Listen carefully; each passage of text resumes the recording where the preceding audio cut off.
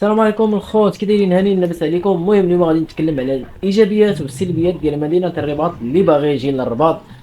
وقبل ما نبدا لكم بالايجابيات والسلبيات، كنتمنى ديروا لي ابوني وديروا جيم وتخليوا لي شي تعليق تما. المهم بالنسبه للايجابيات هو انك كاين فين ما مشيتي تجلس انت ووليداتك، كاين المسبح الكبير، كاين البحر ديال الرمله ديال الحجر، كاين بزاف ديال الجرادي، كاين بزاف المناطق تقدر تمشي لها انت ووليداتك تبرد فيها وتعوم ولا اي حاجه بغيتي انت.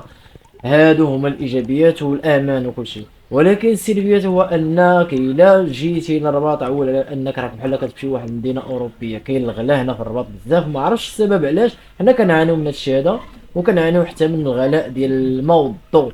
في الصيف كيولي الماء والضوء غالي بزاف. علاش؟ واش كيجي البراني وكيشعلوا الضوا وكيحسبوا علينا، والمسبح الكبير داكشي اللي دايرين واش كيحسبوا علينا؟ الله اعلم. المهم هادشي اللي كاين الخوت دابا.